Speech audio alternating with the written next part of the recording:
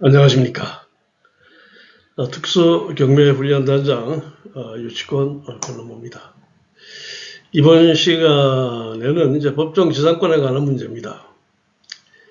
아주 좋은 위치의 토지가 200평입니다. 200평인데 지금 저 사진에 보이는 점포들이 있죠. 이게 이제 여기 캐츠라고 하는 옷가게고 여기는 여러분 보기 오른쪽은 콩이라고 하는 옷가게입니다.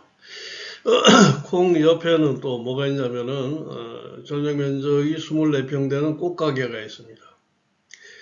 지금 보이는 이 지금 점포들 뒤에는 말이죠. 또 뭐가 있냐? 옷 수리점들이 한 개씩 전부 5개의 점포가 있습니다. 그 옷가게, 꽃가게 이거 있는 걸로 봐가지고서는 지역이 아주 후지고 아주 못쓸 동네는 아니겠죠. 이 앞에 또 농협도 있고 옆에는 휴대폰 대리점이 또 많이 있습니다. 그래서 위치는 좋은데 또 주변은 천상리라고 하는 이 지역 주변 지역이 대부분 아파트로 형성된 울산의 이제 신개발지입니다.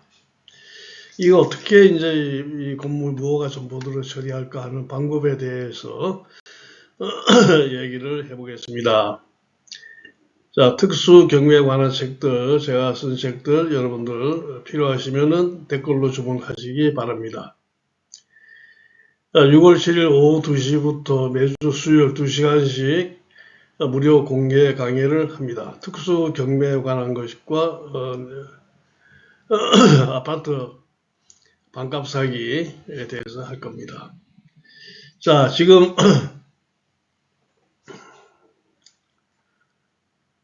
이 집에서 나와서 왼편으로 틀어가지고 약 한 50m 지역이 있는 그 농협이고 그 다음에 이제 휴대폰 대리점이고 그렇습니다. 이 집 옆에도 휴대폰 대리점이 있습니다.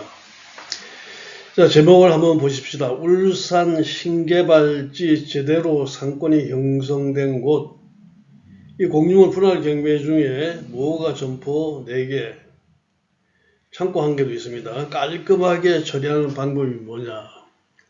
그럼 일단은 어떤 물건인가 한번 알아보도록 할까요? 울산지방법원 2021 타경 1000092 울산시 울주군 범서읍 천상리 608의 8번지에 있는 토지만 지금 경매가 돼 있는데 이 토지 지상에 이렇게 무허가 건물이 많은 겁니다. 토지가 205.43평.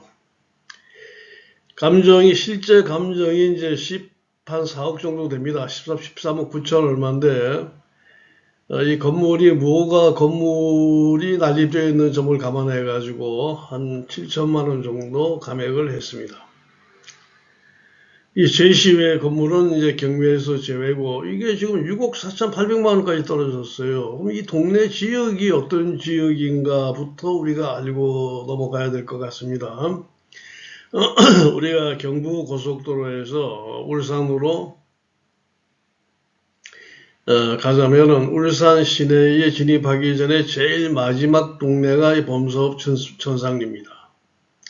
여기는 지금부터 한 25년 전에 울산에서 신개발지로 아파트를 짓기 시작하면서부터 형성된 그런 순주거지역입니다. 그런데 이건 알고 계시죠? 여러분들 지금 울산이 인구가 110만 명, 부산은 340만 명 됩니다. 근데 골프 치는 인구가 부산이 많겠습니까? 울산이 많겠습니까? 울산이 더 많습니다. 1인당 국민소득도 지금 울산이 거의 전국에서 그 최고의 수준입니다. 그러니까 울산이 그만큼 잘 사는 도시고 공업이 많이 발전했다는 얘기입니다. 들어가는 초입에 이제 신개발지인데 지금 땅값 감정을 너무 작게 해서 평당에 700만 원도 안 되게 감정을 했습니다. 여기에 상권이 형성된 곳은 평당에 1000만 원 아래짜리는 없습니다. 이 점을 여러분들이 잘 알아주셨으면 좋겠습니다. 자, 여기 점포가 하나, 둘, 셋, 네 개, 창고 하나. 이게 이제 점포가 4.54평, 뭐 4.54평, 그 다음에 또 뭐 5.45평이 있고, 24.5평짜리 꽃집이 하나 있습니다. 요거는 이제 매각 제외 이렇게 되고, 이거는 이제 어떻게 처리하느냐 하는 게 가장 핵심적인 문제가 되겠습니다.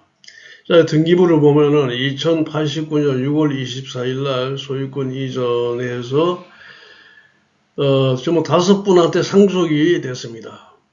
상속된 게 또 이전하다가, 또 이 중에서 또 여기 원래 지분 중에 하나, 11분의 1을 또 낙찰받은 이전받은 분이 또 상속을 해서 전부 8명한테 상속이 됐습니다.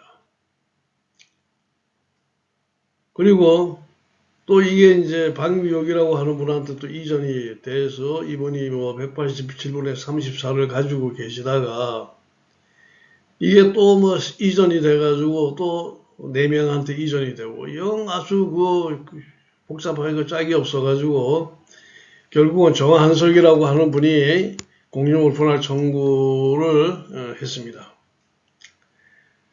그래서 그 가처분을 했고요. 그 다음에 이제 공유물 분할을 위한 경매 신청을 했고 나중에 또 다른 분이 또 공유물 분할을 위한 경매 신청을 또 했습니다. 이게 뭐 소유자도 수도 없이 많고 그러니까 결국 이거는 현금 분할을 하지 않고서는 해결이 되지 않는 집입니다. 자, 농협과 휴대폰 대리점이 즐비한 그 나름대로 다운타운입니다. 여러분들 저기 그 도시를 보시게 되면 휴대폰 대리점이 아주 썰렁한데 휴대폰 대리점이 있습니까? 사람들이 많이 모이는데 휴대폰 대리점이 있습니까? 휴대폰 대리점은 금융기관하고 떨어질려 떨어질 수 없는 사이다라는 말이 있습니다. 자, 사람들이 이제 금융기관이 가장 많이 찾는 곳이죠. 아마 주민센터보다 동사무소의 금융기관을 더 많이 찾을 겁니다. 사람들이 많이 몰리니까 그 주변에는 휴대폰 점포도 있고 하죠. 자, 여기 캐츠와 콩이 있는데 꽃집이 있고 어수전집 두고 전부 5개의 점포 등 전부 43평의 건물이 있습니다. 자, 그럼 건물 철거 방안은 어떻게 할 것이냐. 판결받아서 건물 경매를 신청한 자를 압박해서 건물을 철거하게 해야지만 이게 쉽게 결론을 얻을 수 없을 것으로 보입니다. 결국은 이제 군청에 가가지고 재산세 발부하는 사람을 찾든지 아니면 토지 소유자 전체를 상대로 토지 인도 및 건물 철거, 퇴거를 구하는 소송을 해야 합니다. 이 지상 건물을 전부 철거하면 토지의 가격은 최소 20억 원 됩니다. 그렇다면 건물 철거 및 토지 인도 그리고 퇴거 청구하는 소송은 어떻게 하느냐. 자, 소장을 써보겠습니다. 자, 원고는 경락인이죠. 피고는 지금 뭐 경매 신청한 분 한 분 앞으로 했는데 실제 몇 명이 될지 아직 예상할 수 없습니다. 그다음 피고 2 점유자 각 뭐 점포 한 개에 사람 하나 있다고 하면 5명이죠. 그래서 이것도 5명으로 판단해야 하는데 아직 인원은 확실할 수 없습니다. 자, 청구 취지를 보십시다. 자, 피고 1 소유자입니다. 별지 목록 기재 건물을 철거해서 이 토지를 원고에게 인도하고 소장 송달 다음 날부터 건물을 철거해서 토지 인도하는 날까지 매월 525만 원의 비율로 부당이득에 따른 손해배상금을 지급하라. 피고 2와 5는 별지 목록 기재 건물에서 퇴거하라. 소송 비용은 피고의 부담으로 하고 가집행할 수 있다. 이런 판결을 청구하는데 청구 원인은 자, 이 사람들은 법정 지상권이 없기 때문에 나는 이게 뭡니까? 원인이 뭡니까? 나는 부동산 경매로 이 토지를 낙찰받았다. 나가라고 하니까 전부 안 나가고 있으니까 할 수 없이 건물 철거 소송을 하는데 이 사람들이 뭐 법정지상권 어쩌고 저쩌고 하면서 안 나가고 있다. 그게 법정지상권이 없다. 그러면 이 사람들이 법정지상권이 없는 이유가 뭐냐. 첫 번째, 미등기 무허가 건물에는 법정지상권 성립이 불가하다.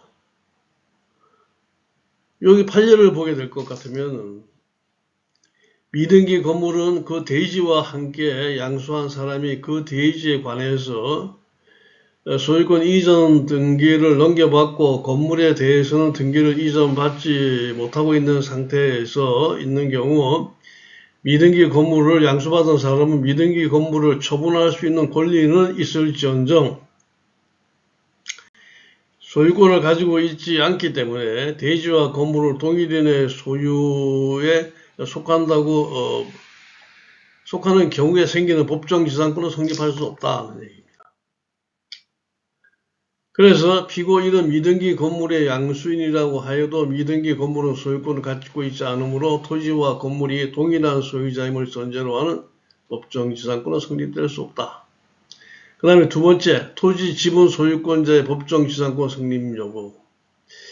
이 사건 토지는 말이죠. 1989년 이래로 계속해서 지분 소유권으로 되어 있어요. 지분 소유권자가 법정지상권을 취득할 수 있느냐에 대해서 대법원 판례를 보면은 이런 경우에 법정지상권의 성립을 인정하게 되면 토지 공유자 한 사람으로 하여금 다른 공유자의 지분에 대하여서까지 지상권 설정 처분 행위를 허용하는 셈이 돼서 부당하다는 이유로 법정지상권의 성립을 부정하고 있다.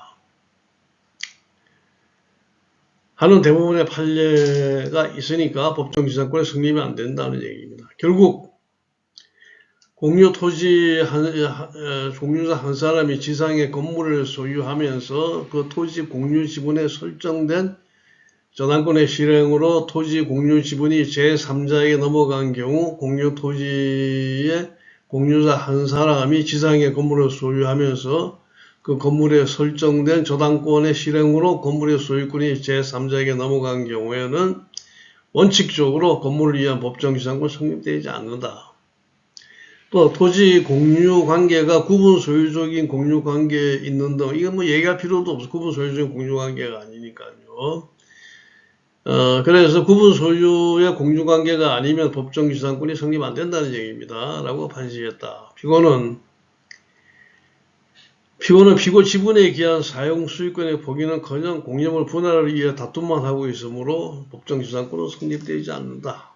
그 건물은 어차피 철거될 문명이므로 이 사건 건물 철거를 하고 원고에게 토지를 반환해야 된다. 부당이득에 따른 손해배상.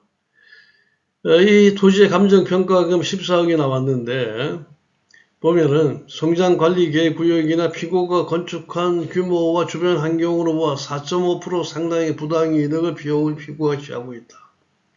그럼 얼마냐? 연간 6,300만 원. 매월 계산하면 매월 525만 원의 부당이득에 관한 손해는 배상해야 된다. 그러나 이건 내 주장이고 경락인의 주장이고 공정한 판단을 위해 가지고 재판부에 감정 신청을 하고자 합니다. 자, 이렇게 해서 마무리를 하는데 여기에서 하나 빠진 게 있습니다. 여기에 이제 이 사람들이 임차인이라고 주장하는 그런 경우 점유자들이죠. 점유자들은 법정지상권이 성립하지 않는 건물에 대해서는 임대차 관계를 인정받지 못합니다. 그래서 이분들에 대한 퇴거 청구를 구한다고 하는 것을 지금 여기에 기재되지 않고 있습니다. 그러나 그건 여러분들 그동안 공부하면서 많이 들어왔던 거죠. 그 부분은 여러분들이 끼워 넣으시기 바랍니다. 자, 이 사건은 실체는 말이죠. 피고를 누구로 특정해야 하는가 문제가 있습니다. 점유자도 5명이나 되므로 별지 목록 기재 건물의 별지 도면을 그리고 각자의 점유 위치를 특정해야 하는 또 문제가 있습니다. 이거는 이제 여러분들께서 경락을 받고 오시면은 제가 다시 만들어 드리겠습니다.